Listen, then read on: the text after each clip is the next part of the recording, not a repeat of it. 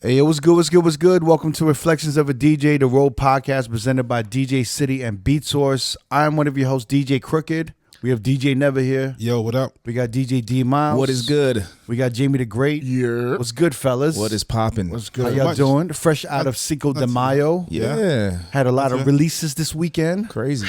right? A lot of requests this weekend. Oh, God. Yeah, 100%. Pretty crazy. Before we move forward, though, I wanted to talk about Beat Source and DJ City. They're throwing this DJ retreat called Beyond the Music, the Beyond the Music retreat. And there's going to be panels there. There's going to be all these DJs talking about, health, mental awareness, just about the industry. I think they have a panel talking about bookers, like Starting your own parties, the podcast. yeah. So we'll be over there hosting. I think we're hosting a panel Or two. Spider. Yeah, one or two panels. I think Spider's going to be there with us hosting the podcast panel. A couple of local guys from Vegas, bookers. We not DJing, right? No. This is like literally. This is like there's the 8-track's going to be there. There's all these big DJs that are going to be there, and everyone's just really going to talk about the business side, the health side, the industry, just all aspects of DJing. Yeah. So it's kind of like a community retreat. You've been to one, right? Yeah, I've been to the first one. I believe this is the second one. Right. Colorado. Yeah, and then it was like it's look. The first one was a great start, and I think as I've been seeing everything develop for the second one, it's looking really good. Like Eddie Mack from Mack Agency, he's going to be on one of the panels regarding like bookers and what they're looking for in DJs. Yeah, I believe Padron from Tao Group, Tao Hakkasan Group's going to be there as well. Right. Talking about maybe the same interest as like Eddie Mack and doing some things with that. It's like a network hub. Yeah. So I mean, if you want to go there, network with DJs, link up with, and speak to a bunch of like OGs that you've always seen on social media, and you get to see them in person and like talk to them and shit. Like you can register now on beyondthemusicretreat.com. Yes. That's beyondthemusicretreat.com. I think they have like an early bird special right now. It ends today. And it's Wednesday, so it's going to be the last day to take advantage of that. But the dates are going to be June 13 to the 15th. Yeah. So I think June 13 is a Monday. I feel like that's when everyone kind of arrives, and there's like kind of get together shits. Like everyone's just meeting each other. There's like mixers. Yeah. You know what I'm saying? And like dinners, or I don't know, like events where you guys can just like kind of just meet. And then the first day of panels would be Tuesday. The second day of panels would be Wednesday. And I think everyone either leaves Wednesday night or Thursday. Yeah. But I think there's like a closing party too and stuff like that. I'm excited. I felt left out when you went in 2019. Well, yeah. Well, when I went, it was cool. Like we were just checking it out. But like the people that did go, it was like it was super interesting, And I think some of the panels were like, they were just kind of figuring it all out. Yeah. But I feel like now this one, they really, really honed it in, and they really focused on a lot of the issues and shit like that. Right. You know what I mean? No, it was definitely good. Like a lot of people hit me up like, yo, is it worth it to come out? Should I come out? Should I do this? Da da da. And I'm like, yo, it's really up to you. But it's like, yo, motherfuckers, we all like when do we have anything like this? Right. Like there's no real DJ expo where we all just kind of connect in the open format field and we just talk about the industry and everything. Right? And we all can get invited to Jazzy Jeff retreat. Yeah. So this is your invitation to come hang out. The playlist retreat. The playlist retreat. It's the next best thing right here, baby. Nah, but this will be good. So like we'll see you over there. Yeah. And as we get more info and as we get closer to those dates, we'll start letting you guys know on what's going on. And I've actually gotten some DMs from artists that were asking like, is it cool for them to kind of like be involved and maybe register? And I told them, I'm like, yo, if you want to connect with DJs, this is probably a dope time to do that. So for up and coming artists too, not just DJs, like if this is something you might be interested in, it might be worth your while to like at least look at the packages and see if it's something you want to do. Yeah, for sure. That's a good way to do. You think DJs are still pushing the needle on music? I think in certain markets, I think I look at some of the guys that we've had on that are doing it, like Dynamic or like certain dudes. They're doing it. They're pushing it. Maybe it just doesn't seem like it's a needed thing for the artists as much as it used to be because of social media and maybe their different platforms. But I think it couldn't hurt. I mean, and the fact that I've actually gotten hit up shows me that maybe there are some artists that might be interested. I feel like it's really hard for an artist right now because like the music is all through TikTok, right? Yeah. That's how like everyone's Social finding out new media, music now. But then like TikTok is like 15 seconds. Yeah. So like even if a song is big on TikTok, right? Well, some of them is a minute to 3 minutes, and some people get 10 minutes as well. Quick. Yeah, but a lot of the TikToks aren't they like, it's just like 15, 20 seconds of whatever the fuck it is, Snippet. right? Yeah, snippet. Right. Maybe attached to like a dance or something. Right. Yeah. So then that 20 seconds that everyone knows doesn't necessarily warrant that you play the whole song or one verse or two verses of that song. Yeah. In the club or outside in real life, right? It's misleading. But honestly, most of them songs, they're like an hour. No, I'm sorry. Like a minute and 30 seconds. Yeah, most of the songs they're are pretty already short. They're short, yeah. They're pretty short as it is. Yeah, but the whole thing is like, I think there was something on Twitter where they're like, yo, so are they going to start making TikTok edits where that sounds stupid. Where the intros, they have like an extended intro, but into the section that was big on TikTok, and then you can kind of mix out of that shit. That sounds pretty. You know what? smart. I mean, Because I would think of it, it's not a bad idea. I was having lunch with like Scooter, like in San Diego. Like we were grabbing lunch, we were just talking and we were like catching up and everything like that. And he was just saying like, you know, a lot of the songs that he's doing well with, he's not like playing a lot of the original versions of shit. He's playing these remixes where the chorus is just repeating. Really? Yeah. So like, so you know, like Meg Thee Stallion, like hands on my knees, the thought shit. Yeah. Hands on my knees and my hands on my thought shit. Hands on my knees. He's like, I have a house remix where it just repeats for fucking 3 minutes, and it's like, and it's the best shit ever.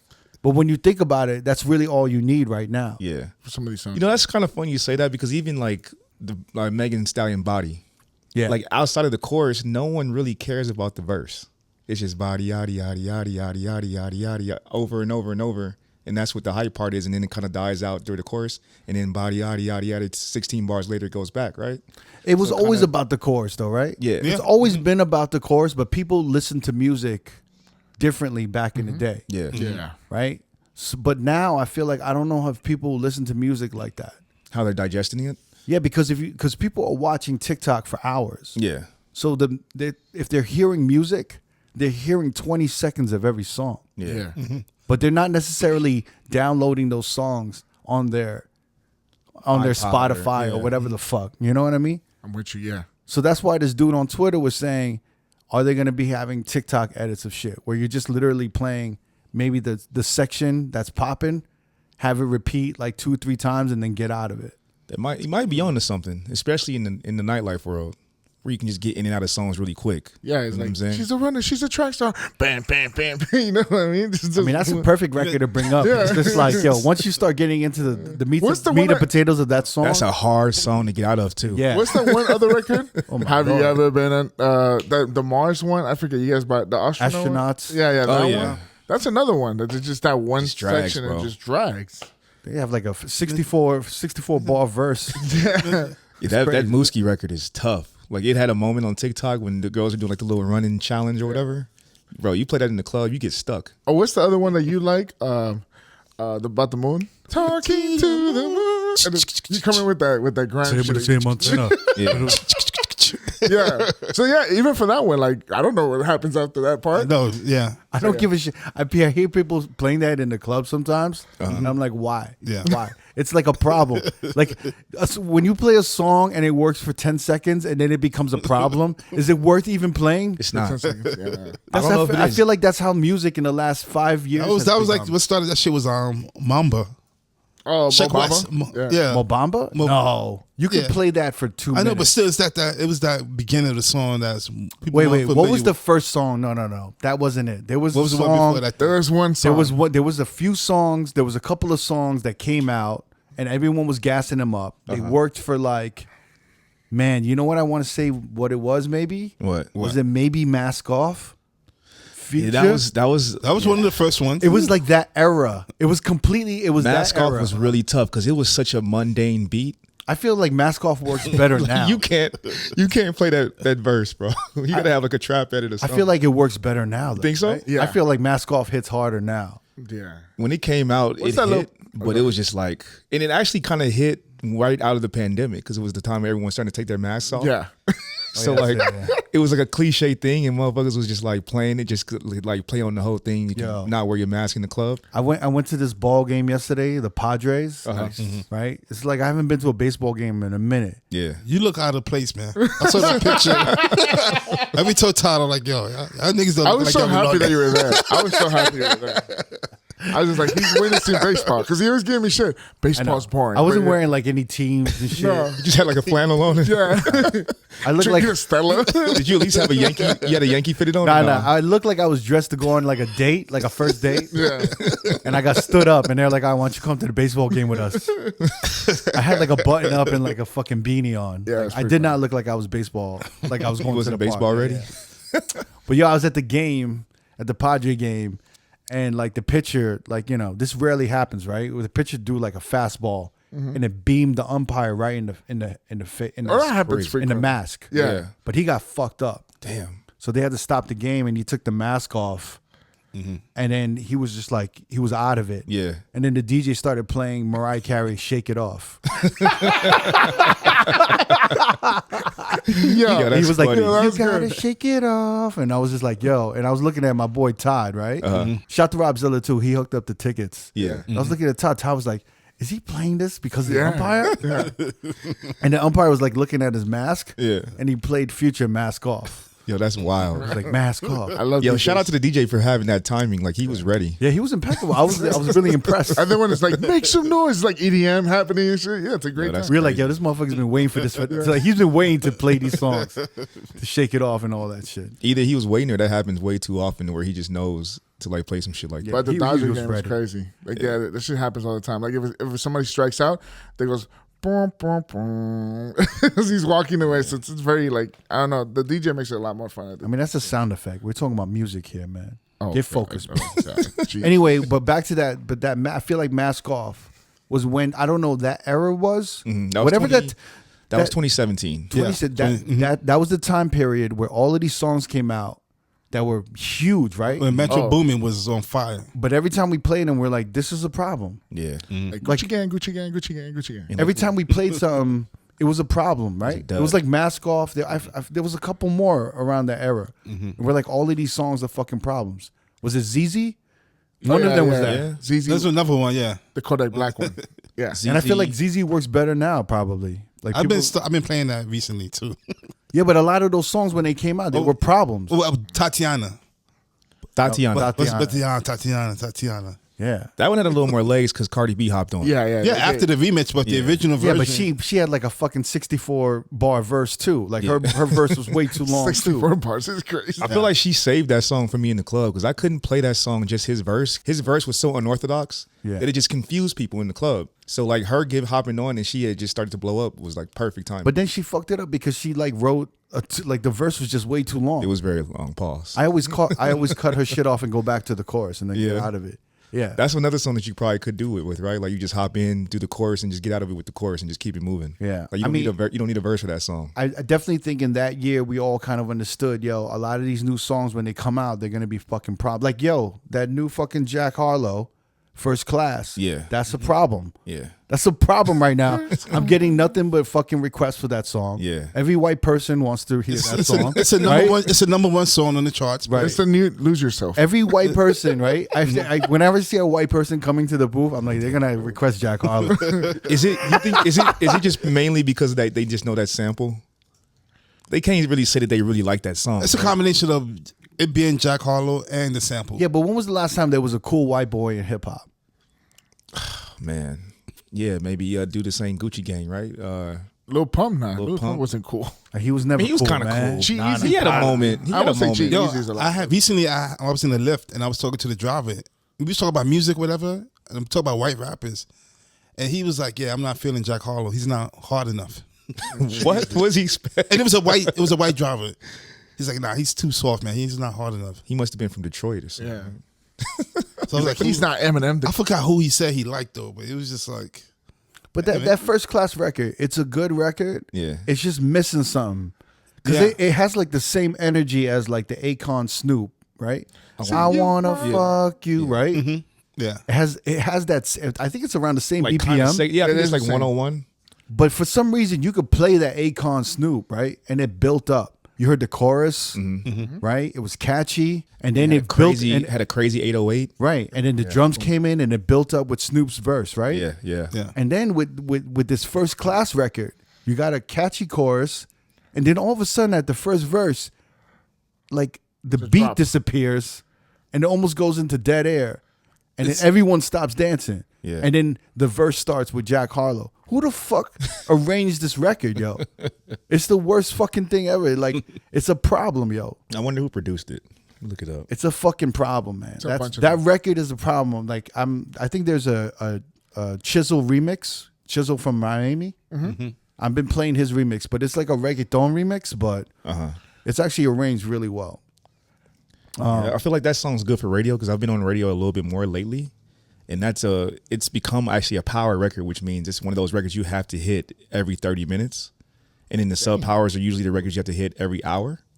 So if that record is getting played on the radio every 30 minutes, it's a big requested record. But it makes sense for radio. It doesn't make sense for what we do in the nightclub.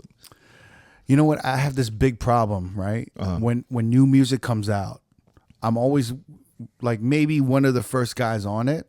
So I'm pushing it for weeks. Right. But by the time I push it, I'm getting my heart broken because, the crowd's not ready, right? Yeah. So I'm pushing this record, right? And my heart's in it. I'm like, this is the one. Yeah. And I'm pushing it. And then like 3 weeks to a month is in, I'm like, you know what? No one's requesting this shit. It's become a problem. You know what I'm saying? It's like new music when it comes out becomes a problem. So I'm like, yo, this is a problem. It's not picking up. Yeah. I'm gonna give it a rest. When I give it a rest, that's when it blows up. And then, you know what I'm saying? Like 2 weeks after I give it a rest, it starts to blow up. And then you look like you was behind. No, and then I'm like, okay, I guess I'll bring it back in rotation again. But I'm scarred from the first 3 weeks when it wasn't working. A little trauma. Yeah. But it doesn't, it always happens that way. It always happens where I get my heart broken. Now I'm scarred. And now I look at that record as like an ex-girl that cheated on me. Yeah. You know Is that what how I'm you feel about this First Class record? It's definitely going to happen with this First Class record because I'm playing it and everyone's requesting it and it's not working. Yeah. But probably in 2-3 weeks, it's going to blow up. Memorial Day weekend. But do you think it just needs like Needs a remix. I don't think it's gonna blow up, man. I think it's gonna be the way it is right now. I think it needs a remix. Does it need a remix or a re-edit? Just like maybe some more. It needs drums? a re-edit, a remix, and it needs someone amping the shit up, talking some shit, or doing. You need something someone to rap on it with him, I guess. Yeah. Yeah, you need something. But I mean, it's one of those records. I feel like it's catchy as fuck. I don't think it's going anywhere. I think the record's going to be around for the rest of the summer. The problem is he didn't really do nothing on the verse. Yeah. You know, because I feel like his other single Nail Tech. Yeah, he's rapping way harder on Nail Tech than he is on this record. This record, he kind of like dumbed it down almost. I feel like this is more of a pop record. Nail Tech is like more. Yeah, it's hip hop. Hip hop record. But there's no fucking real chorus in Nail Tech that's really right. catchy. But just the energy on his verse is just so much more. He just has way more behind it. You know what I mean? Like this is just kind of like dumbed it down and just riding the beat, which is cool. But you could tell the energy of the record, it reflects it. You know what I mean? He's just riding it. I don't know if that's good or bad, but for the club, like I don't know if I could do it without a remix. He needs somebody. He needs like the baby on or somebody. I could see that. He needs somebody. Actually, if he could do a bunch of a bunch of like women rappers, like Lotto, Meg. Kill that shit, man. A Lotto remix would be nice. Yeah, they'll fucking destroy that record. Yeah, I would like that. Yeah, I mean, if they could do like an all female remix, that shit, I'll fucking run that. Yeah. Doja Cat. Oh my god, I wouldn't even mind if he had Fergie hop on. Fergie, Fergie, low key at the time, she was killing it. She was one of the best female rappers at the time. Yeah, because when that record came out, that was called Glamorous, right? Yeah. That was a big record, Ludacris. Bro. Yeah. I'm sure she would love the opportunity to hop on that shit and just make it pop. How did Fergie kill it so hard and then fall off? What happened? Oh, she went solo. No? I don't know. But she did. Her solo records were huge. Yeah, because Glamorous was one of her singles. I mean, that first album was Fergalicious was a huge record for her. That second album she put out was kind of really flopped. That song, but what happened? I don't know. Oh, no, but the second album was that was way later, bro. No, the second album was whack. The one with La La La La La, whatever that song was. Yeah. That was the beginning of that. Yeah, that was the beginning. Of the end. Yeah, I think she wrote that Black Eyed Peas. I got a feeling they did like a 3-year tour for that fucking album, and after that, she went by herself again and it didn't work out. No, but she went. Wait, there was another Black Eyed Peas album after her solo. That's when she The left first the one, group. yeah. That's No, when no, left she had they had another album. Didn't I Got a Feeling come out? That was 2009. And they ran those fucking albums for It came out after her. Boom Boom Pow was in that album. I Got a Feeling. This is like after the Meet Me first solo, Halfway. the first Fergie album. No. After that, she went back to the Black Eyed Peas. Yeah, in 2009. And they had like a 3-year run. Wait, I know what happened. It was that national anthem. They fucked her up. Oh, it wasn't. No, that was afterwards. I think that was after, man. But that just No, that stained fucked her, it right? up. That fucked it up. Because that La La record with Mustard. And she had that record MILF Money. Remember that? Yeah. Oh, yeah. Milk, that's the one I was saying. Yeah, that was Yeah. like. But that was after the national anthem, right? Yeah, that Yeah. was. Yeah, that national anthem fucked her up. She became a joke. She became became a meme. yeah. That's what happened. Because she was like kind of a force that everyone knew she had records and she was she was not for and playing. everyone knew she could sing and Yeah. she could rap. And then when they heard that national anthem, Yeah, it just kind of fucked everything up. And then you couldn't really take her seriously. that's fucked up. She was a meme. She became a big meme. Yeah. That's what happened. Because she doesn't even really have like that much of a presence on this new Black Eyed Peas album, right? Well, she left the group. No, and she's they not in it. replaced She's her. not on that album. Wait, crazy. And she's not even touring with them. so wait, she got 2 records that actually came out this year, Fergie. Because she sampled Glamorous. Fergie Glamorous is sampled by Jack Harlow for Yeah. First Class. And then someone sampled London Bridge, which was Lotto. Yeah. Oh shit. Yes. Right? She does. Yeah, That it's record actually didn't a good pop. record. It's not a bad record at all. It should have popped, but it didn't. It didn't pop though. No. You know what's funny when Lotto did that when she sampled the Mariah Carey Fantasy with Big Energy. the Genius and Love sample? Yeah. Yeah. When she first did it, everyone was like, "Why is she doing this? She's a dirty South like chick. Yeah. She should be doing hard ass It records." took a while for that record to It pop did off. take a while. Yeah. A minute, yeah. Because she debuted a record on the MTV Video Awards. Yeah. Last year. And that was like back in September. And everyone said, "Why is she doing just cheesy shit?" Yeah. It's almost like people were like, "We're in a different time now. You ain't got to make these like white crossover records And it fucking to worked. pop." But it popped in like 4-6 months. No, Yeah. and it's huge now. Yeah. But it took a while. Like, Yeah. people were I know. shitting on it. I wonder why it took that long. Like I haven't seen a record have that much of a gradual build in forever. I thought that that was a record that I would try to play, and I'm like, this record's dead. yeah. But then it just started having legs. Like I don't know, 2-3 months later, right? Yeah. It's so weird how that happened. Because we haven't seen a record come out that has like that big of a like old school like sample, right? Like what was like the last one? Had like a My Greek Wedding rollout, right? Remember Yeah. that movie, My Greek Wedding? Yeah. It's like one of those like indie films. But then It it had just a big blows rollout up later. though. Yeah, but it was like a big rollout because they made a big deal about it on the MTV Video Awards. But on social media they were like, "Yo, why is she making crossover shit like this?" Yeah. But it was kind of like when Act Up was kind of like, you know, like City Girls, you know, all this hard ass records, Yeah. like even B.I. And she a had whole that- lot of money. Yeah. Like it was all this hard ass records with women on it. Was Because she had this Yeah. big record called "Bitch from the South." Yeah, which that was like was her huge. hood record. huge. And so for her to go from that to Big Energy was kind of like, what are you doing? Like her fan base, her core fan base was probably like, this ain't Lotto. But then you saw a shift, right? Yeah. Because now Yeah. everyone is doing the Doja Cat formula, Yeah. which is like That's- R&B vocals. Even and raps. Saweetie's trying to do it. Saweetie has a song. That closer with her. Dua Lipa and Meg Thee Stallion, have a very similar sound, right? Yeah. And there's another one. There's a couple of them out there. The There's Doja Scissor Cat one. Doja. Yeah. Yeah, there's all of these songs in this. But it's our 100 Doja that started this shit. What's funny, but there's all these songs in like the 110, 115 BPM mark. Yeah. That are coming out that are like this Doja Cat formula kind of shit. It's kind of interesting. It is. I actually like it. I ain't gonna lie, because it's very, very good for early nights. Yeah, like yeah. in the club, like you can play those records. Like I can hit the Big Energy. I can hit like Say So, and then the joint. I feel like Doja Big Energy Cat is and- like prime time though. Yeah. Yeah. I'm still playing it a little early, like between like 11:30 and 12. A huge record, yeah.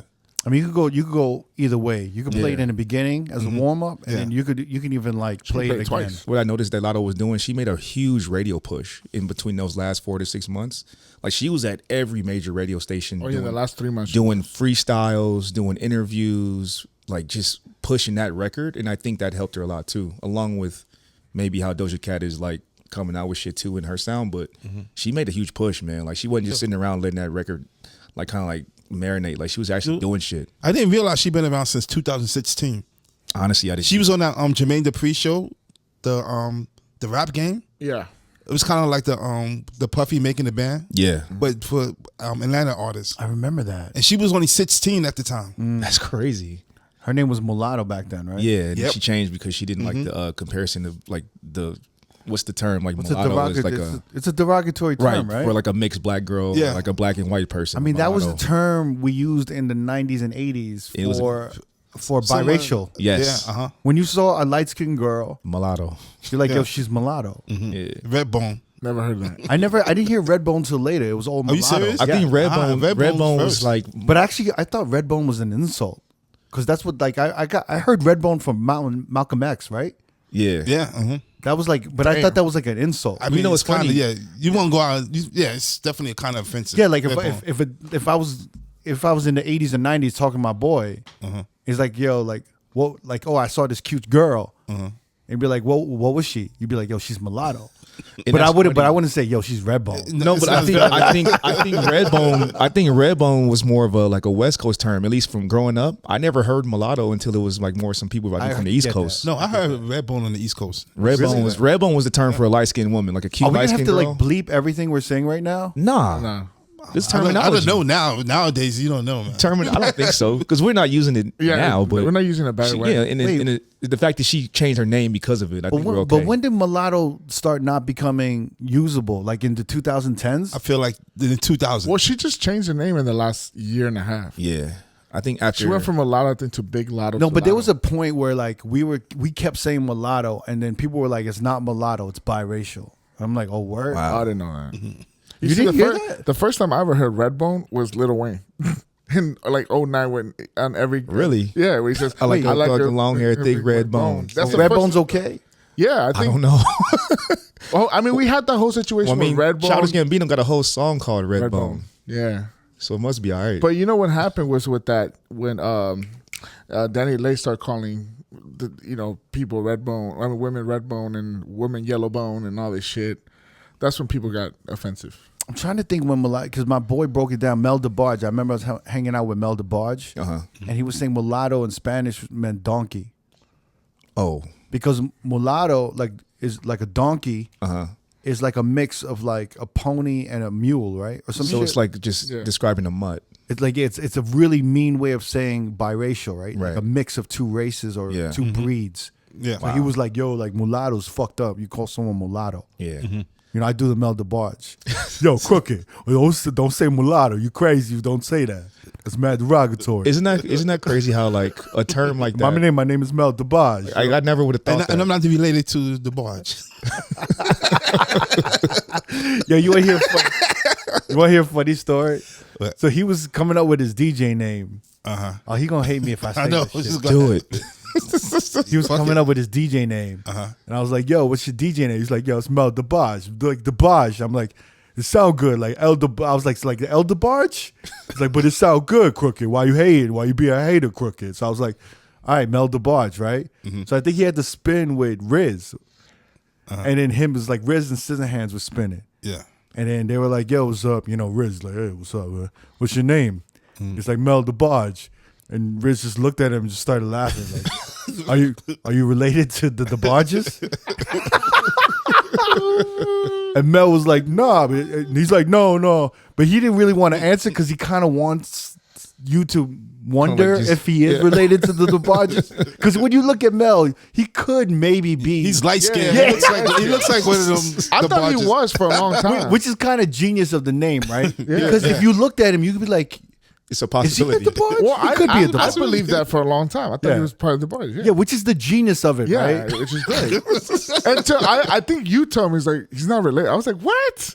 Yeah, I like- was like let down. What's an Asian celebrity out there? Who's an Male or A- female? I don't know. What's a big Asian name? Big Asian Jackie celebrity. Chan? The dude from The Walking Dead. Oh no, David Cho. Yeah, but Cho is like you need like a last name that's Joe Coy. Joe Coy. Yeah, maybe. Yeah. All right, let's just say Coy, right? Right. Yeah. Yeah. If you see a DJ and he's Asian, Richard Coy. but no. But, Oh, wait. no. Here's the genius. The dude from The Walking Dead is Stephen Young. Stephen Yoon. Stephen Young. Yeah. Yeah. Oh no, you're actually right. Stephen Yun Okay. or Yoon. No, Yun. Yeah. Steven Yeun. Okay. Anyway, these aren't good names. I like Because Joe El Coy. DeBarge and Mel DeBarge are so close. So if you had Joe Coy and like Flo Coy, you know what I mean? Something like that. DJ Flo Coy. DJ Flo Coy. Are you related to Joey Coy? Yeah, but you don't know what you don't know. But it's to ask. possible. It could happen, right? Well, how about Bruce Lee? But Lee is Lee like is kinda Lee is just- universal. that's what I'm saying. It doesn't work with Asian names because like 8,000 of them have them. Yeah.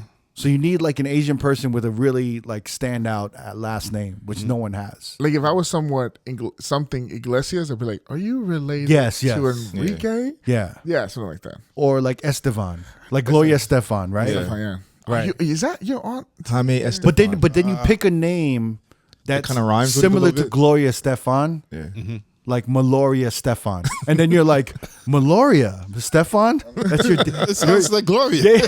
Like your TT? But it's genius, right? It is. So anyway, like Mel kind of wanted to put it out there, like I'm a celebrity DJ, you know, like Mel DeBarge. I could be related to them, Yeah. That is but I'm genius, not. man. Yeah. right? Pretty genius. Shouts to Mel. But I think But after that, he was like, I don't know, should I change my name? I'm like, nah, man, just leave it. What's his real name? I don't even know. I don't know his last His name. name is Mel DeBarge. I mean, it's Melvin and probably something Dominican. The funny thing that I didn't know he was Dominican. I was really like he was part of the DeBarge fam. No, but that's the genius of it. Yeah. That is very He genius. looks like he could be, you know, like that little ounce of mystery. his cousin, He could be Mel's nephew or some shit nephew like or that. I something, thought he right? was like, I thought it was somebody's nephew. I'm sorry, El nephew. Not Mel.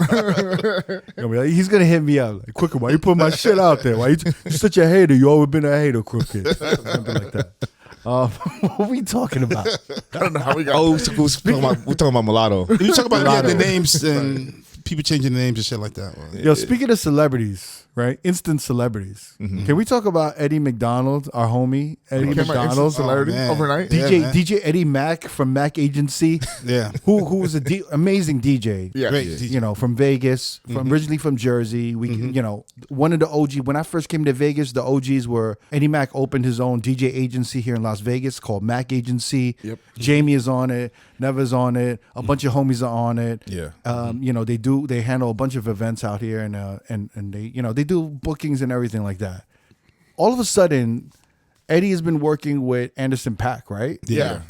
Because Anderson .Paak and Bruno Mars, Yes. Silk Sonic, Yes. perform at where the Park MGM. Park MGM. Park Theater. They have a residency there. They're doing shows At the Dolby park. Studio. Yeah. Yeah. So after their shows, they go to On the Record, which is in the same property. It's literally across the hall. Yeah. Exactly. Yeah. They go. So then the Silk Sonic after parties have been at On the Record. Yes. Yeah. Yeah.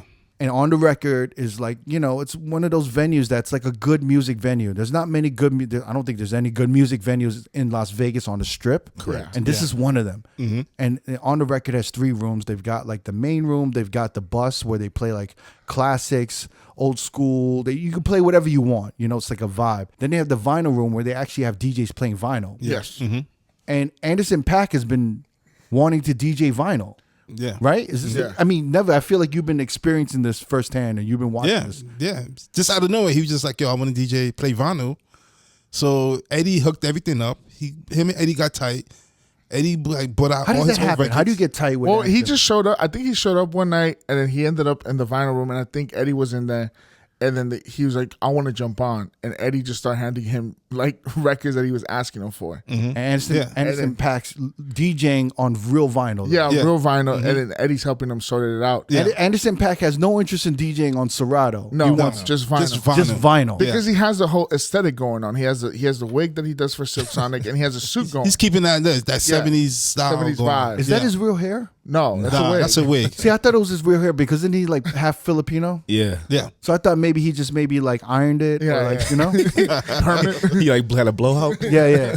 And it just fell that way. So that's a wig. So yeah, that Wait, was that's confirmed that's a wig. that's a wig. That's yeah. a wig. Him and Eddie got tight. And them two, he started to DJ. He wanted to start DJing like outside of Vegas, certain parties. Or he got offered to do all these events like Coachella, the Met Gala. Because Netflix is no joke. Like Dave Chappelle did some big thing in LA recently. But Anderson .Paak started getting these DJ gigs after like Instagram and social media saw him DJing. Exactly, yeah. Crazy. Yep. So wait, and he had no intention of wanting to. He DJ. made a whole persona called DJ Pee Wee. Okay, so now DJ Pee Wee's Anderson .Paak. Yeah, Correct. So what do we call him? Pee Wee? DJ Pee Wee. DJ Pee Wee, yes. So the first time Anderson .Paak DJ'd, or first couple of times after the parties of Silk Sonic, it was a buzz going. There was everyone's on social media. Yeah. I knew it was getting big because when I was walking through the hotels at the park, if I was headed to On the Record, there would be girls like online. They're like, I wonder if Silk Sonic's going to be DJing again. Or like, I wonder if Anderson .Paak's going to be DJing again. So now it's like, oh shit, like people are looking forward to this shit. Yeah. And I think the first time they had their opening weekend, or maybe it might have been the second weekend, but I remember walking in the club, and the club was packed with a crowd that I'd never seen. And I'm talking about women in their like mid-20s to like all the way to like 50s. A whole great group of women, like mothers and daughters together, all going to see Silk Sonic. Usually that parlor room will be quiet. You couldn't even get in that parlor room. Yeah, it was insane. That's like, how it is security now. there. Like even if it was capacity, like you had like it was like the velvet rope at like a crazy nightclub inside the club. So like to me, I was like, wow, this is kind of serious. If they have like security right here, you can't even get in the party room right now. Yeah. So then he starts getting all these gigs, and he's using all of Eddie's records, right? Yeah. Eddie's needles, Eddie's records, even Eddie's headphones, right? The one headphone. Because Eddie has this very unique headphone that it's only like it's basically for one ear, yeah. but it's like a microphone, but instead of a mic at the top of it, it's a headphone ear. Yeah. So it's like you're holding. It's kind of like a phone, like a regular phone, like an OG, old school phone for back in the day. We'll post the picture of it so you guys can see it. Because literally no one has that. in America uses this. Exactly, yeah. I don't Somebody even got it custom made. Is that what he said? Yeah, He got it custom made, yeah. I think he Okay. got it overseas. I'm not sure if you can confirm that. But I think so So he too, did yeah. get it custom made. Yeah. Yeah. So Anderson .Paak probably loves this even more. Right? Yeah. Because no one has this headphone, right? Yeah, because it's a look. Because it doesn't mess up with his hair. This was made to happen, yo. You know what I'm saying? So now Anderson .Paak's getting all of these gigs, right? Yeah. But he needs Eddie's records and he needs Eddie there. Yeah. Eddie's like, what is Eddie? Smuggle? Yes, the smuggler. He's the smuggler. That's a horrible word for That it. is yeah. a All right, he's the distributor, all right? He's the importer. But anyway, so like they're a good team, right? Yeah. So it's working out. So now Anderson .Paak's, what was the first gig? Was it Coachella? Coachella for was the Soho first one, House. yeah. The Soho House Coachella party. That wasn't even in the vicinity of Coachella. It was outside. Right. But it was packed. But it was out part of front. Coachella though. It was happening that weekend. So the first gig is Coachella. Anderson .Paak goes there. Yeah. Eddie, come bring your records. Yeah. And did they get some of your records too? Did you have to give him some records and stuff? I actually gave him one record. They got my Donnell Jones, you know what's up. Okay. That was the one record. Yeah. So you feel like you're responsible for this a little bit, right? A little bit, yeah. Go show some of A it. little percentage, yeah. Anderson's playing my joints, my record too. So they blowing up. You like, man, I gave him a record. Give him a though. record. But so the second show, what's the second show? The second show was the Hollywood Bowl with Dave Chappelle. It was like a Dave Chappelle Netflix. Okay, wow, that's big. Yeah. It was sold out, bro. Yeah. Hollywood Bowl is big as fuck. And Yeah, Eddie's, and this is not planned. This is out of nowhere. this is like on the go, on the fly. Yeah. It's just like out of nowhere. It just happened like really quickly, like in 2 weeks or 3 weeks or something. Yeah. Yeah, it seems like a span of 2 It became a thing. Yep. And then now after, And then the big one. yeah, they did the Met. They did the after party for the Met Gala They in did New the York. Met Gala after party in New York, which is by insane. far one of the biggest events party, yeah. in America. That was running social media for the last week easily. So wait. So Eddie McDonald, right? Our agent. Yeah, he works for y'all, right? Yeah. You're part of his agency. Yes. Right. So the president of this agency, instead of getting y'all bookings, is hanging out with Anderson .Paak and going to the Met Gala. Didn't he get a suit done by Gucci or some I shit? don't know if it was Gucci, but I know he had a custom made suit. By Valentino or something. I was fucking with him because he was telling me about he was doing it, and I'm like, yo, you know, you're gonna have to get a suit, right? You got to wear whatever is the theme of the party is. You're like, go to Zara. And I told him the theme of the party was gonna be. I told him the theme was Brokeback Mountain. It was not Brokeback. No, it was not. I was fucking with him though. So you gotta wear like a rhinestone cowboy hat or some shit like that. But I told him you gotta wear whatever the theme is. So I guess he got a custom suit made to wear to the event. The theme this year was Gilded Glamour. Yes. Yeah. Yeah. And then now he had the same wig that Anderson Paak. He's a different color, yeah, different. The little straight, little permed out joint. Somebody say he's a lost They Beatle. look like the Beatles. He say he's a lost Beatle. So then they did the Met Gala, right? Yeah. So it's DJ Pee Wee, right? Yeah. And so my whole thing is, so what's gonna happen? What's the next gigs? He's doing more. He's got a couple of stuff coming up. Yeah. Crazy, Yeah. insane. But I can't get a hold That is of him kind of anymore. like insane how quickly this took off just through social media. in the last 3 weeks to a month. Yeah. It's amazing. It just goes to show you just never know. Yeah. Right What place, the right time. fuck? You just never know what could happen. I can't even get a hold of Eddie now, bro. Like I texted him. I know you guys got bookings. What I do you, texted him. I said, "Yo, can you check something? Double check at this venue." And he's like, text Omar. you can't I'm even busy." be, you can't even be mad at though. Right? Nah, not at all. I'm happy for him. Yeah, yeah. Damn, Mad this is proud. dope. Yeah. My agent is. But at the cool same as time, you're kind of like, all right, who's gonna handle my bookings? Though? he has an assistant now. You can't even call him directly. At some point, motherfuckers are gonna pull him aside and be like, "Look, this is all fun. This is all great. This is man. great. Maybe, but what's going on with my bookings, man? What's my Like, case? What's up with Mack? I feel like it's so big now. Can he even stay in the parlor, DJ Pee Wee? Like he has to like it can't just be the parlor room anymore, right? Like maybe the bus. Well, he just did Nah. it this past week. I Yeah. believe. I mean, And like, it's so funny. I did the parlor on Friday, and everybody he wasn't there that night, but everybody kept coming up to me. Was like, "Is Bruno Mars? Is Anderson Paak coming through? So they gonna come through tonight? They coming through tonight?" And I'm like, I don't know. Should be like, yeah, later. He was there. What, Saturday? I know they was disappointed. It was just me. Yeah. Oh, This motherfucker. They're gonna start hiring like lookalikes with that wig to just Yeah. come through Man. and shit. That'd be funny. They make the DJs wear the wig. Oh, that'd be dope. I want to see you And in the that suit. wig. You the do? suit. Yeah. a nice little perm. I going. think it's. I'll be like, I'm not wearing that shit. Oh, wait, we gonna double your money. No, yeah. All right, let me get the wig. I'll wear that. I think When they come in for fitting, I think it's amazing that in a span of a month, you're doing the Met Gala. It's so crazy. no, I look, love this it. is this is a time frame. I think the show started mid-March, late March, because I did one on March 26th, and then Coachella was the second week of April. So within like 2 weeks, this shit popped off quick. Insane. So here's the even crazier thing. I'm realizing when Anderson Paak first came out, 80 was like, "Yo, man, this dude is amazing. Oh, This yeah, dude, he was this dude's pushing it. off the hook." This is like what year did Anderson come out? 2016. Yeah, like 16. And he was like, "Yo," and he started performing at Hayes, the old, Yeah, the Jewel. It's Jewel now. But he was like, "Yo, this is the man. Oh man, I love him. And then out of nowhere, years later, he winds up working with him. Yeah. Crazy. That's crazy. And he was really pushing his crazy. music, like Yeah. Come Down and all that stuff. Like I remember Eddie playing that shit at Alibi and shit like that when he was still DJing there. You just never know. Yeah, man. I got a question though. All right.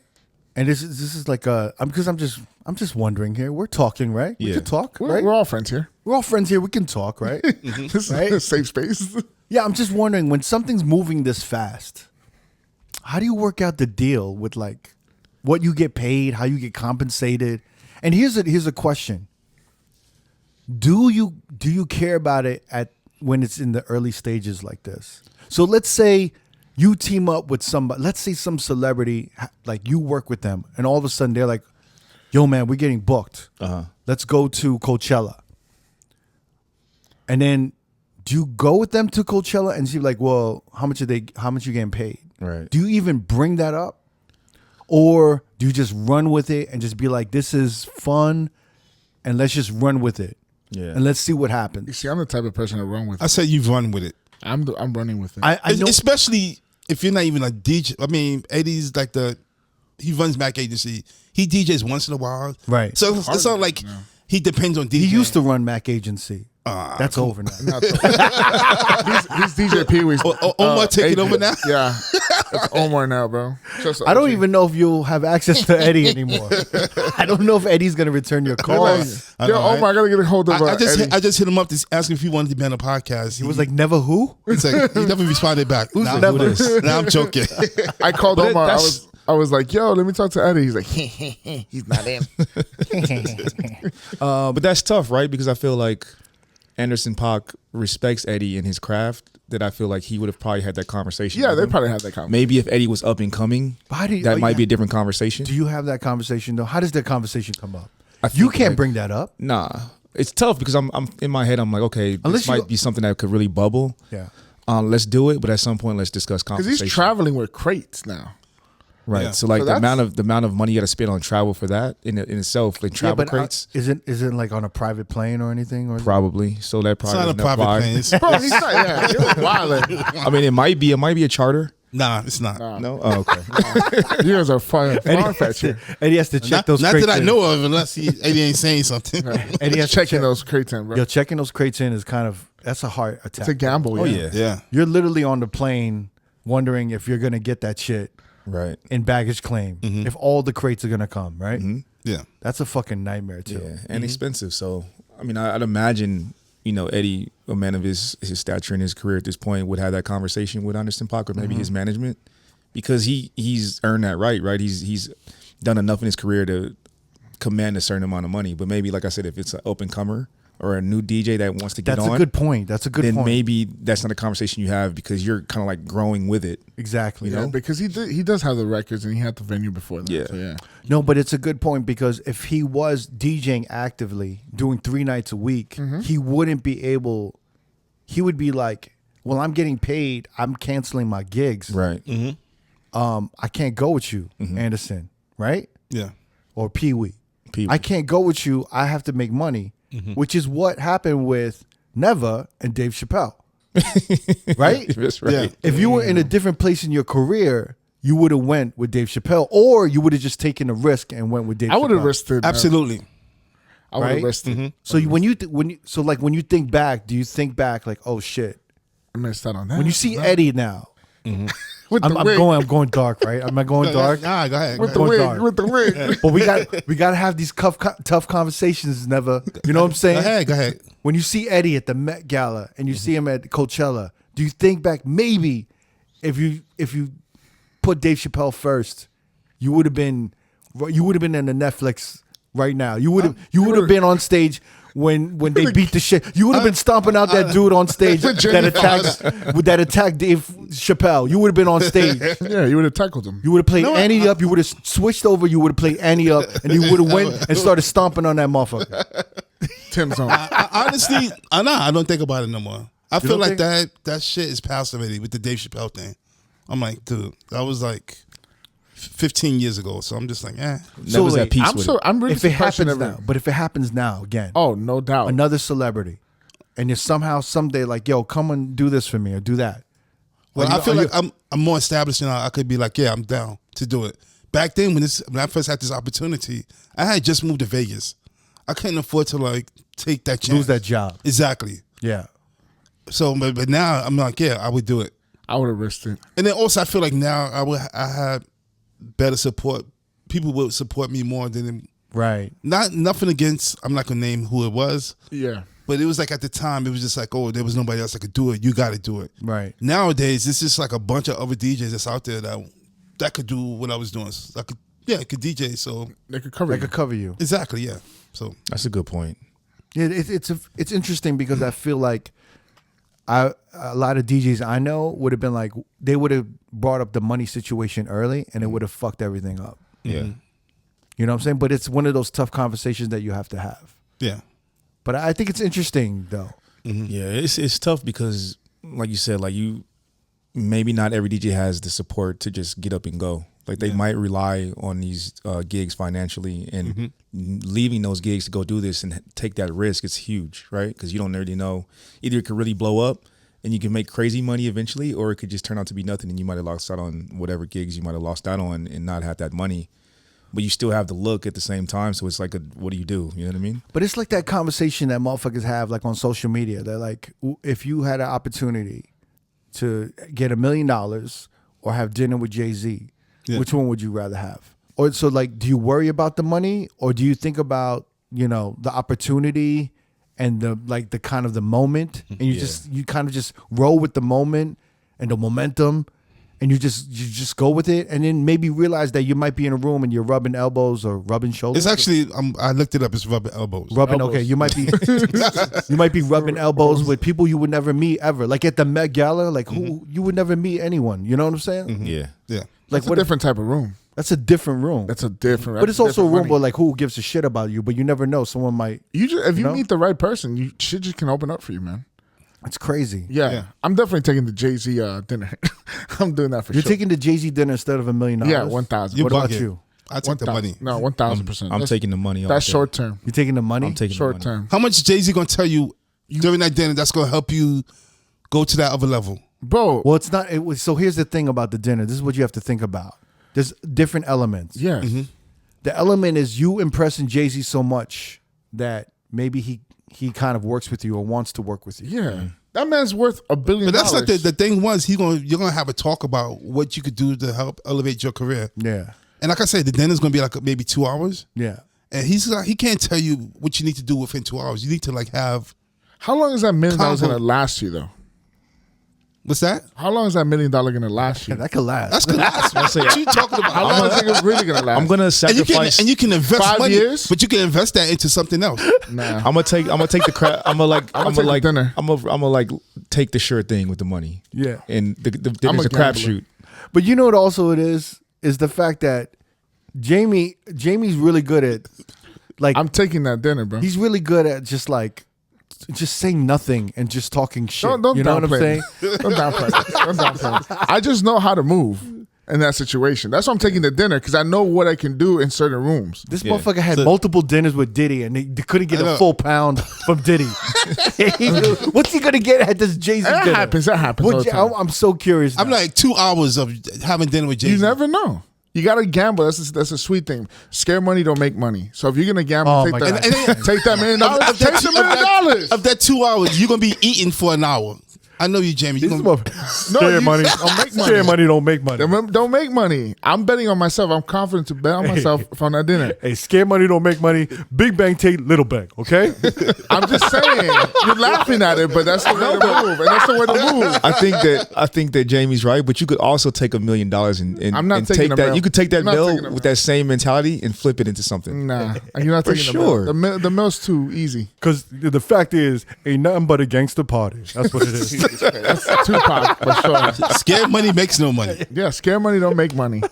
You got to go with the mentality. You got to make it happen. You can't think, oh, no. Let's just go. So you think those 2 hours gonna help you? Yeah. I don't understand how meeting Jay-Z even pertains to the saying of "scare money don't make money." I don't get it. What money? What's scared? What money is involved in there? None. That's why you got to bet. That's why what? You can't bet on being like, oh, I'm gonna take the Scared money. don't make money, fam. If you're scared of losing out on $1 million, which is that's the other choice, then you're not willing to take the sacrifice. Yeah, but scare money is about investing, right? You're saying that It's about $1 million risking it in any situation. If you risk it at the gambling table, at a dinner with Jay-Z, that's what I'm saying. So you're saying you're risking that? I'm risking the $1 million of not getting $1 million. I got a question. So you're preparing for this dinner with Jay-Z. Yeah. What are you preparing for? You can't ask me this on the spot because I will not know what to tell you right now. But if I'm a week out from this dinner for sure, then we could talk about it. But I just don't know right now when you ask me. But what is the goal? To work with him and make more than $1 million. That's the thing. But You're here's the not question. working with him. You're just giving you advice on what to do. No, wait, it's not about advice. It's the fact that you have access to Jay-Z for 2 hours, as you're saying. 2 hours. You can make some shit happen in 2 hours. I want to know. But he's not gonna help you out. Doug, you can't. He's just gonna give you advice.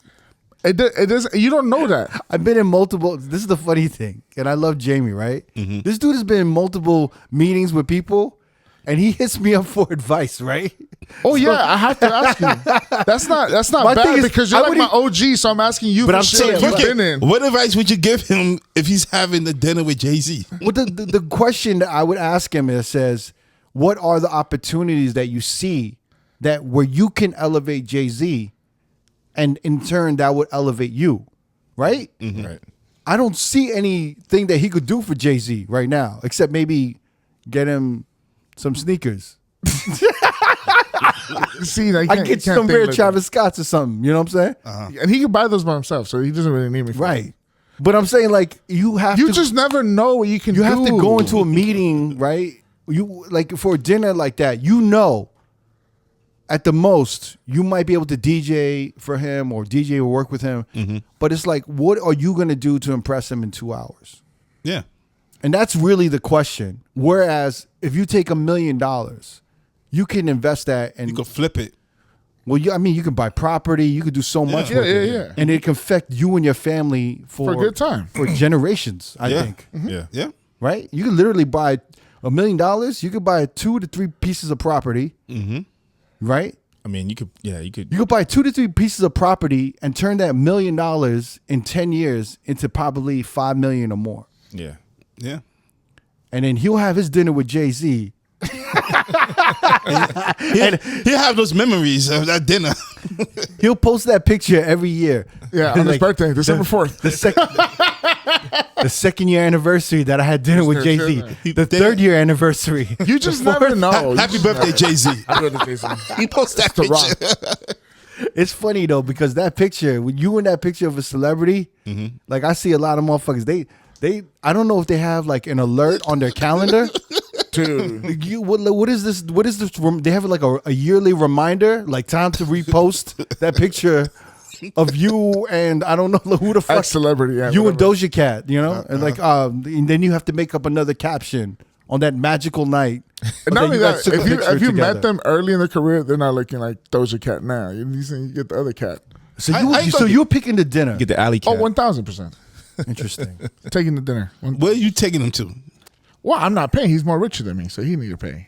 You just said you taking him to dinner though. No, it's just a dinner. It says taking the dinner with Jay-Z. It's just a dinner. Yeah, it doesn't mean like, well, I'm taking it. What the fuck? I don't know.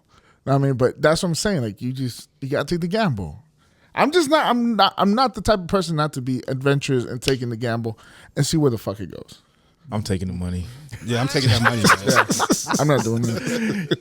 Plus, you know how shady Jay-Z is, man. That motherfucker I will don't play care. the fuck. But They'll that play could you open out. so many doors. Like, it just doesn't He'll stay in that treat him like he fucking did dinner. Emil. Remember Emil? Yeah. You don't know where Emil is.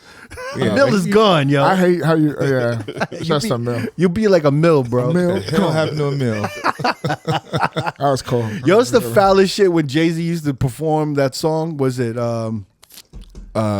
her, him, and whatever? Him. Yeah, I know. Yeah, What the J-Bo joint with Beanie Siegel, Yeah. Memphis Bleak, and Amelia. He's like, what is he? Siegel, y'all. Oh, I was and gonna he tell beat you. y'all. Remember that? And then when Amelia part comes, A million gone. yeah, Jamie gone. I don't know. I'll just take the dinner. I'll take the risk. Because it just comes down to like Never, for example, right? He kept that job. That job got him a crib. The job got him stable. The job, yeah. But where would Dave Chappelle would have got him? You don't know. That's the question. You don't know. Yeah. That's where you just never know where it would have gone. And I'm like, yeah, $1 million is cool. Everyone's comfortable. But what could that dinner taken me to? I mean, so that's where you take the gamble. I also think it's like a different generation, right? Mm-hmm. Like when at that time when Dave Chappelle came to you, you wouldn't fathom that all these opportunities would come out of that Is the gig. Chappelle show out already? yeah. You see, I would have taken that easy. But it was still early. Yeah, It First wasn't season like was as a big, bang, right? bro. First season was Yeah. a bang. It was like before he quit. He only had 2 fucking seasons. Oh, so it was already big. He was already major. Yeah, he was big at the time. Yeah, I would have gambled. You know what? I think it would have been a sticky situation Yeah. because remember he disappeared for fucking 12 years. exactly. Yeah, Not 12. Yeah. It was but 12. it was a couple of years. though. 6 or It wasn't 5. 12, but It definitely. wasn't 12. How long was it? 6? It was like No. But it was It was like around. 05 to like 2010.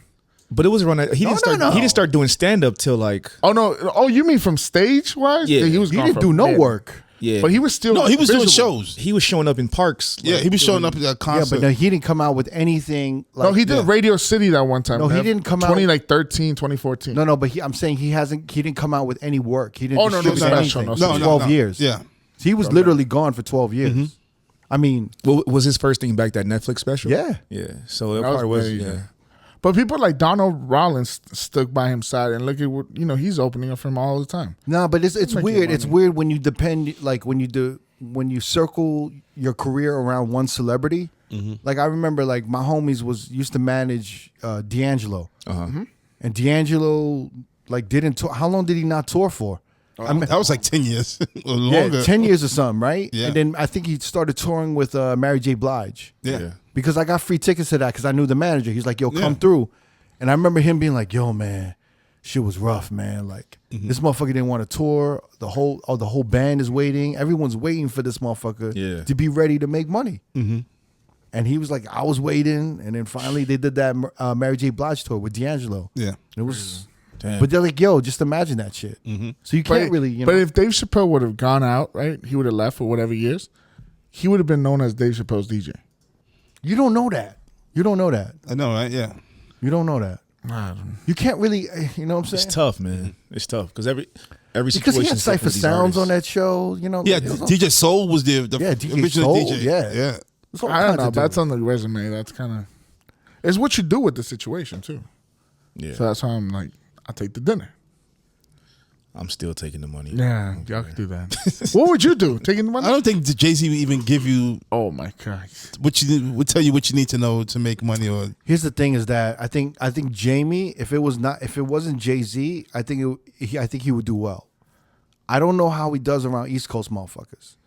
I feel like with a LA Hollywood motherfucker, he's charming. He's very likable on the West Coast level. Mm-hmm. On the East Coast level, I don't know. It's a little rough. It could be like, yo, this dude's full of shit and he ain't saying nothing, or this guy's really likable. But it's kind of like, if you ain't saying nothing, all that cool, funny, likable shit on the East Coast is kind of like, get the fuck out of my face. You ain't saying nothing. But all the East Coast motherfuckers went to the West Coast, so I mean, I have a little advantage there. You know? Jay-Z lives in the West Coast. Everybody lives in the West Coast. I'm saying like now, it's funny because I'm on the fence with me. Yeah. Because I know if I had $1 million right now, I could do a lot with that. Mm-hmm. But if I sat down with Jay-Z, you know, he either try to punch me by the end of the dinner or I might say some, you know what I'm saying? So like, what happened with a meal? I don't know. He'll be like, I'm going to the bathroom, I'll be back. And he'll never come back. Mr. Carter took And I'd be like, look, I had an hour with him for the dinner, so give me at least $500,000 because where's my other hour, motherfucker? Can you imagine if Jay-Z just don't want to be with you, but he's like, he got another hour, so he's just like, yo, so what you want to get, dessert? You want to get coffee or something? We got another hour, fam. Come on, man. Oh, man, I can't wait. I want to see Jamie. With Jay-Z? One day, we'll make that happen. I believe in me. And he going to keep posting that picture. He posting that picture of him and Jay-Z. On Never's birthday. Everyone's just going to comment. $1 million gone. Like $1 million broker. Everyone's going to be like, that $1 million would have been worth 1.5 this year. Interest alone, 1.5. Yeah. Oh my God. I got a question though. Mm-hmm. Yeah. I'm actually kind of curious. I got a question.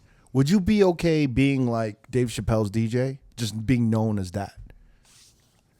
And not like Never. Like DJ Never. Ooh. That's Dave Chappelle's DJ. That's a tough question. I mean, I wouldn't be mad at that. You wouldn't be mad? What's wrong with that? You wouldn't be mad? No.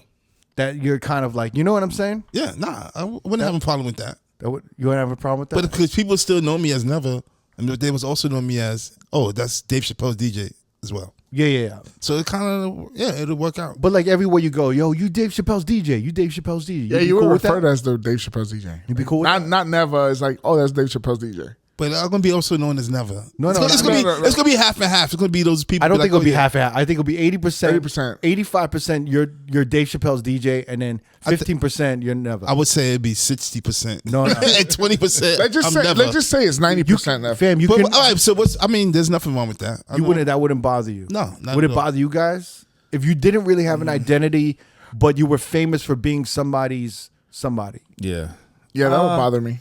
Yeah, I think at some point you want to be recognized for your talent, not just like what the name is, right? So you said that would bother you? Yeah. Yeah, like I think at some 1000%. I think you initially like, okay, this is how I got on. That's cool. A perfect example, right? Like Jazzy Jeff. Mm-hmm. Everyone's like, oh, you the dude from Fresh Prince. Mm-hmm. He probably, and I've heard him in interviews say how I used to get to him, like, oh, you constantly being known as the dude from Fresh Prince, not knowing that he was a real DJ. But then at a certain point in his career, he was so confident in his ability. He's like, I don't care how you know me, just know me. You know what I mean? So maybe at some point you're like, yeah, that kind of does bother me.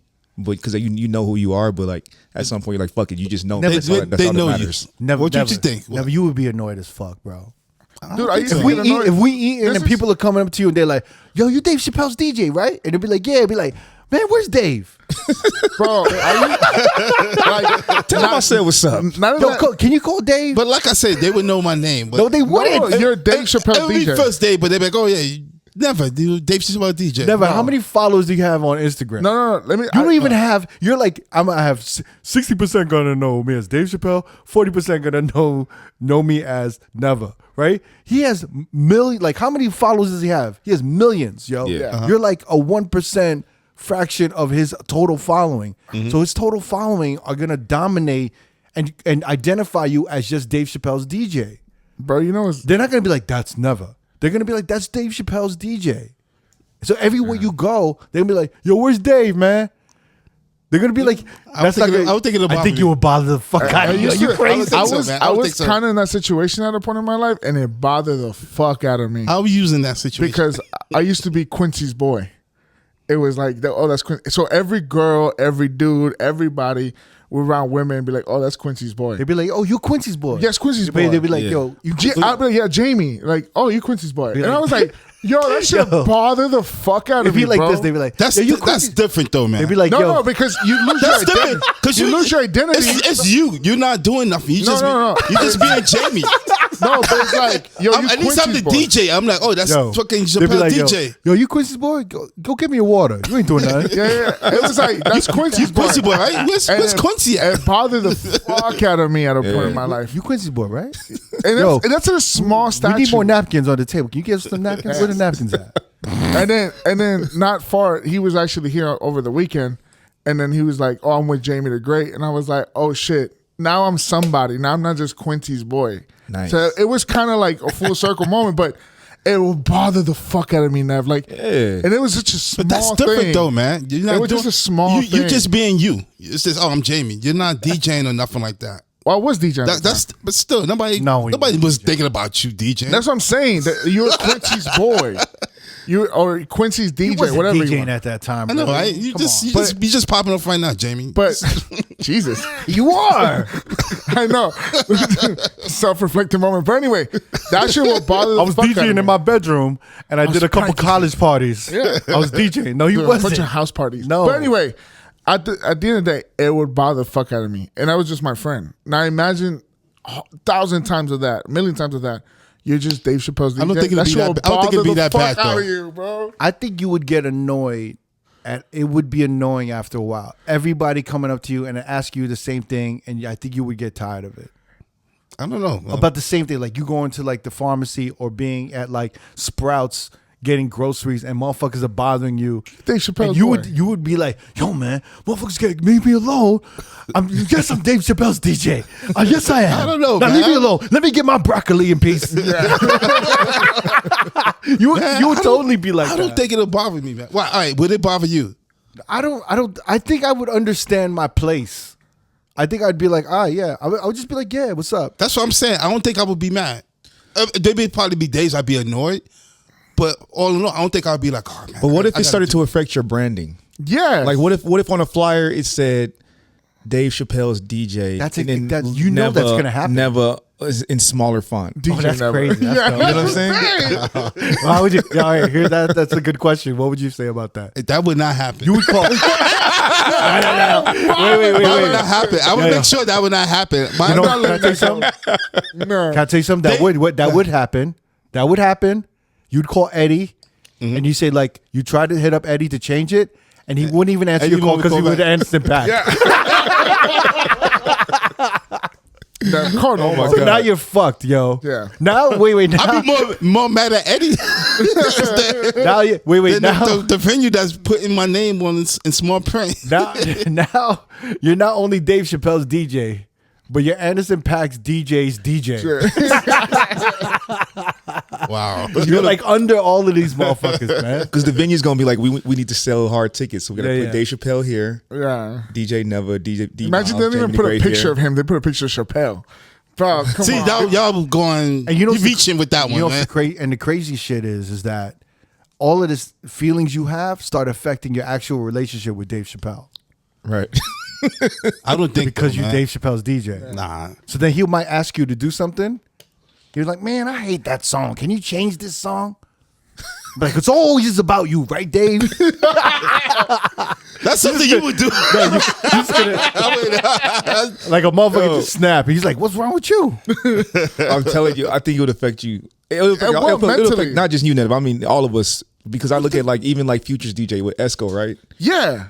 I think it started to fuck with him, and he kind of like started going his own way a little bit, and started branding Esco more than Future's He had a DJ. whole fucking mascot running around with his Yeah. ass. Like, come on, bro. And to the point, I remember a few times when he would come out at certain clubs in the city, and people thought he was Future because they kind of look alike. Yeah, because of the hair. He got the hair, the dreads. He doesn't be kind of similar build. What happened to Esco? Where is he? I don't know. I think his after flame pandemic. just kind of fizzled in the city. I don't even know. I think he's still doing production. I don't know if he's like really DJing like that as much. He was cool. At least visibly, because I mean he was doing Vegas, L.A. He was He had a doing pretty Miami. big Thursday night. Yeah, every night. At Drake. Yeah, but he was doing like a lot of spots in Miami. He was doing Playhouse in L.A. Like he was making his rounds. He was killing it for a little bit. Wait, when did it start going down? Like before the pandemic? Yeah, I I think think so, yeah. he was killing it like 16, 17, 18 for sure. And I don't know about 19. I think 19 they might start doing not weekly, but maybe monthly. You know what happened? I think it was 19, like towards the end of 18 and 19 was the rise of like female rappers, right? Yeah. 18 was Cardi, Megan into 18. Right. Yeah. And then everything just changed. It became City Girls. And then I think Like City Girl, I think Hot Girl Future's Music, residency. Hot Girl Summers. I don't think Future renewed his residency, and I think that might have affected it too. I'm not certain, but I think because Future had a good run. I think he was there from 15 to like 18, 19. So you're saying you think it will bother you? Yeah, it would. Because You know who I wish I can ask? I wish I can ask Bonix. Because he's Wiz Khalifa's DJ. Yeah, but even like we know a lot of these dudes, man. Like 2 Chainz DJ, he's super cool. You see how he calls him? What's his- DJ? what's his name? Exactly.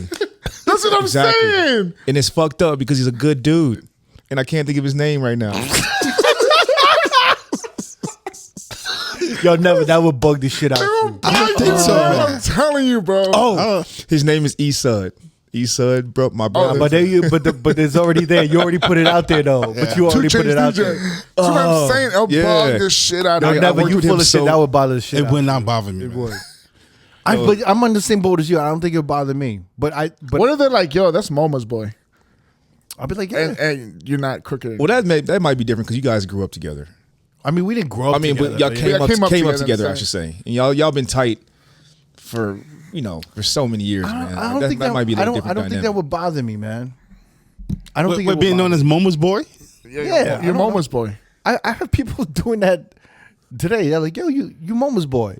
I'll be like, yeah. Cricket. Yeah, I'm like, fam, MoMA is like, I went to the last Everyday People in LA, right? Mm-hmm. Whoa. He took me to this after party at Janelle Monáe's crib. I'm going to this after party at Janelle Monáe's crib. You know what I'm saying? yeah. And there's a COVID test right before you get in. It's this beautiful house. You go in, the coolest, most beautiful looking people there, and my ass is there. And Moma knows everybody, and I'm standing there, and I'm like, I don't know what to do with myself. Like I don't know what to do. Like you know what I'm saying? Like I don't know what. I'm just like, let me get out of every there's all You these, find a safety place. there's like there are all these cool people and beautiful people here. Let me get out of the way. You know, like let me not just be in the. So I ended up like sitting off to the side. And then people would just pass by and be like, yo, you Moma's boy. I'd be like, yeah, what's up? I'm just sitting there. Yeah. And then some people would say hello and talk to me for a second. But I was just like, yo, like, I am not built to be in these circles. Okay, yeah, maybe. You know what I'm saying? Like, I'm just not built to be in these circles. Yeah.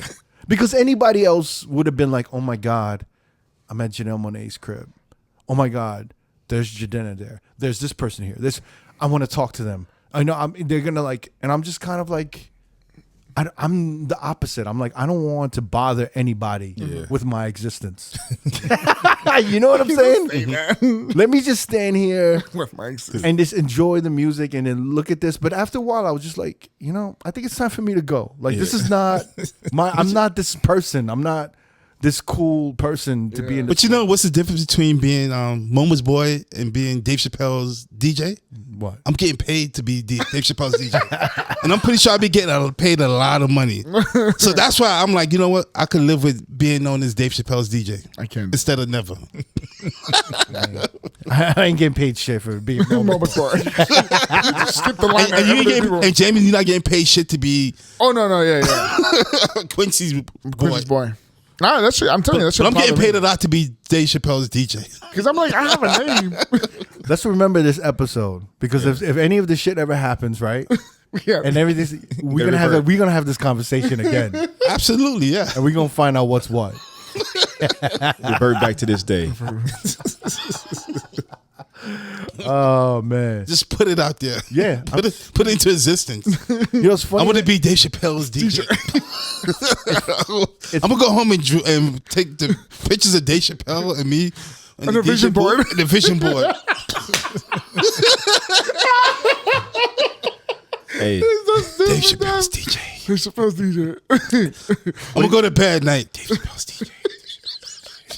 You're gonna speak it. Well, I'm gonna speak it. He's manifesting. You manifesting. That shit is out there. Speak it into existence. Manifest it. Manifest. That's the funniest shit now. Jesus. It's funny that we talk about this because it's like I've been hearing like in the DJ grapevine, right?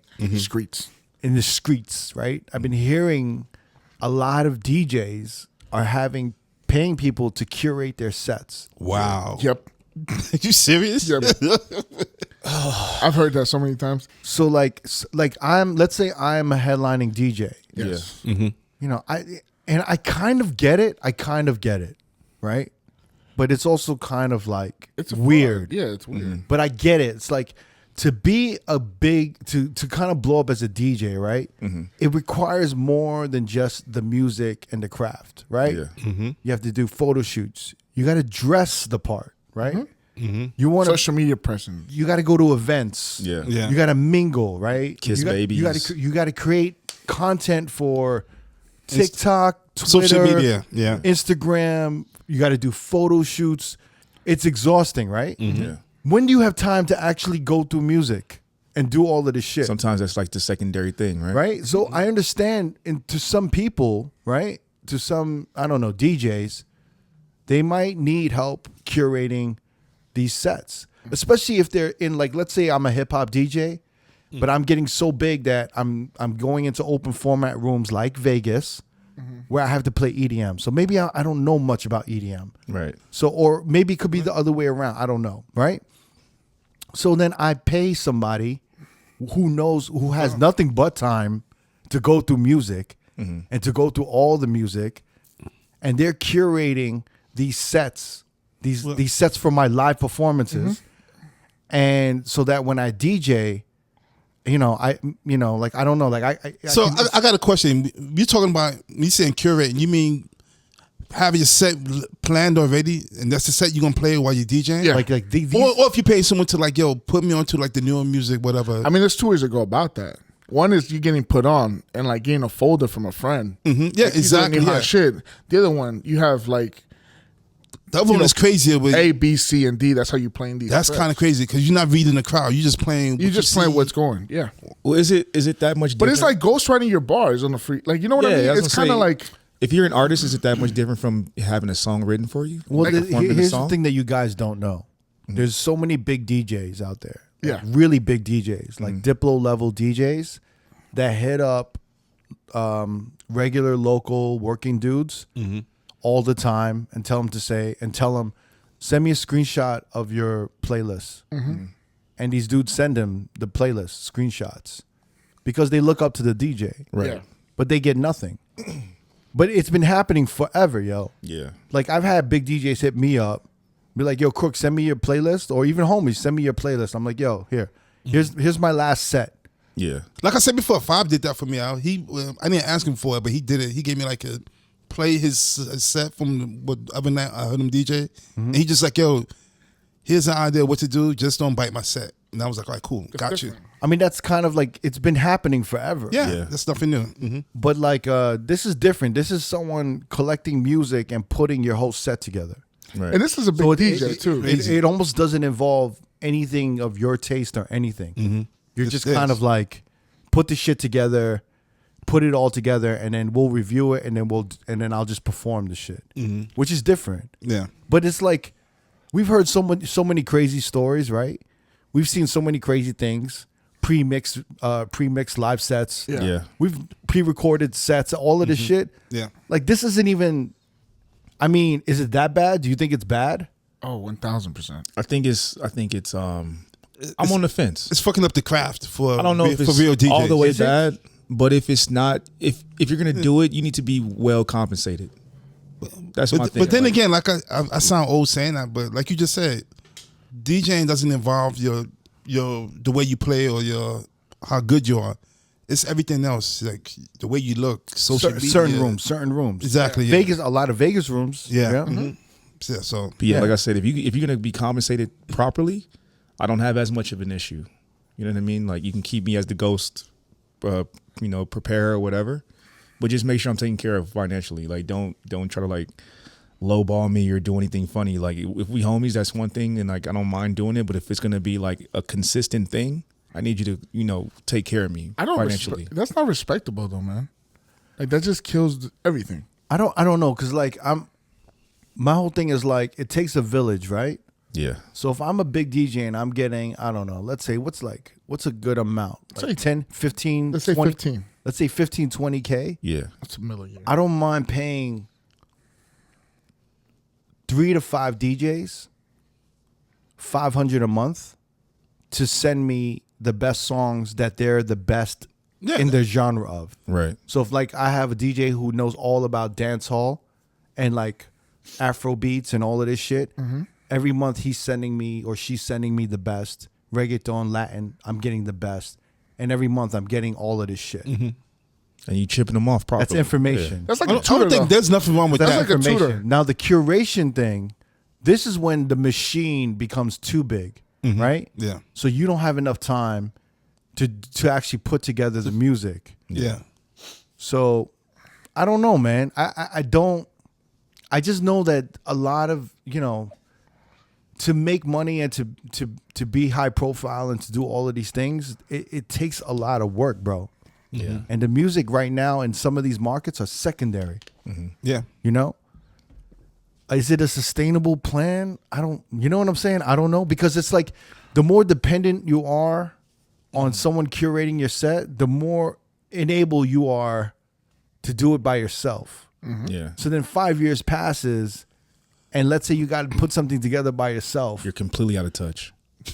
I don't know. Like maybe you are. Maybe you don't know. You become even more lost. You know That's what I'm saying. Like Yeah. you're there to the point where if you haven't been digging or trying to curate anything for 3 to 5 years, like those skills are going to diminish. Right. You don't know where to start.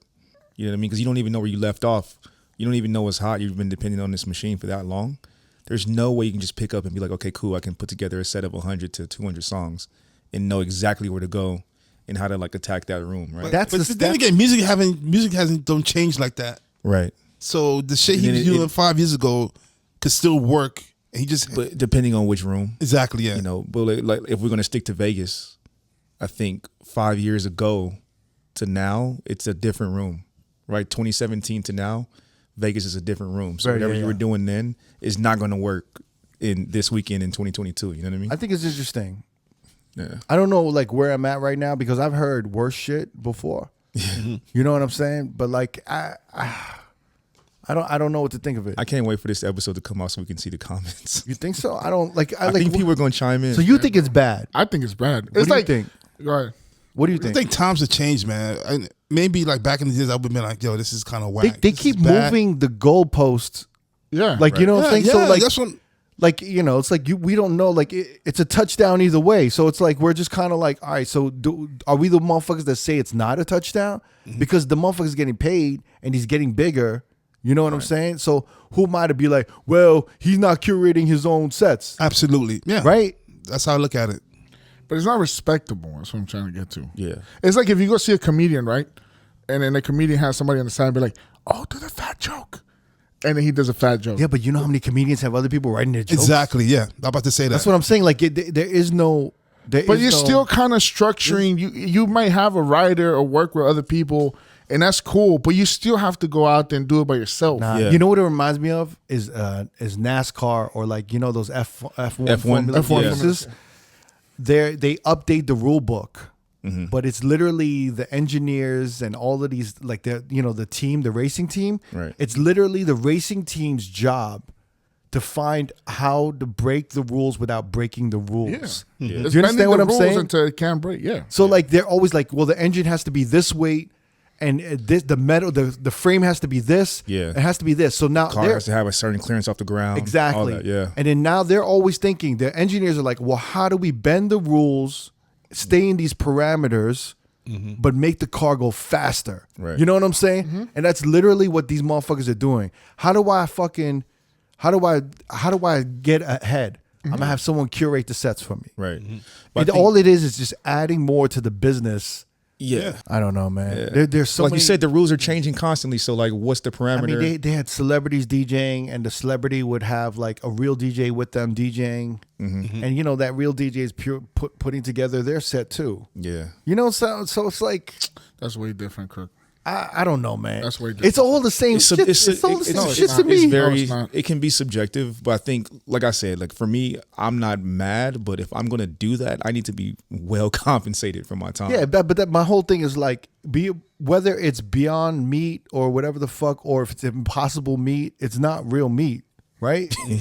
It's fake. It's fake meat, right? It's processed meat, right? Pause. Like it's not steak. It's not beef. It's not beef. But that kind of kills. So I'm saying like you're saying like yeah, but this is like Impossible Beef and this is like Beyond Beef. I'm like yo, it's all the same shit. Like it's not. It's all a hack. It's a burger. Well, no, it's all a hack. All they're doing is trying to be like, you know what I'm saying? The real Like they're thing. all trying to be like the real thing, and they're hiring and doing all that they can to be the real thing. I don't know. Maybe it's because I just saw a different style of DJing growing up and admiring. That's why to me it's like frowned upon. It's like it's taboo to do that. Yeah, shit. but if you know you have a weakness, right, and you figure out a way to, But do you but is it respectful to do Listen, that? if you know your weakness might be curating reggaeton, Yeah. and you hire somebody to help you with the reggaeton, and they're coaching you, is that stupid? It's not stupid. Yeah, but it's bro. That's, You feel me? It's not stupid. Nah, not at all. but you're not getting your whole set. Your 2.5 hour set. You're basically a puppet. So that's what I'm saying. That's not respect. Like it's not. We're all puppets. Oh my God. We're all horns too. That was so funny today. I'm being silly. There's always someone bigger pulling the strings. Fuck y'all. Well, Pinocchio. You know what I mean, though? It's just different, bro. We're all getting manipulated by somebody else. It was because to me, like people gonna be like, No, you know what it is? You're really like you're vouching for this shit. Dude. No, I've just seen so much worse. I'm sure. To me, this is like nothing. This is like, Yeah. this is like, It's not out of the ordinary, man. yeah. It's just, It's like you want to spit in my mouth? Jesus. You want to lick the booty hole? I've had way worse done to me. You know what I'm saying? Like, what are you talking about? We'll see what people say. it's just my perspective. Exactly, yeah. So Yeah. Yeah. I see. I don't know, man. I've seen a lot worse. Anyway, we'll move on. I think we're good, right? Yeah. I think, man. so. This is way too long. No, I think we. Yeah, Now- it's good.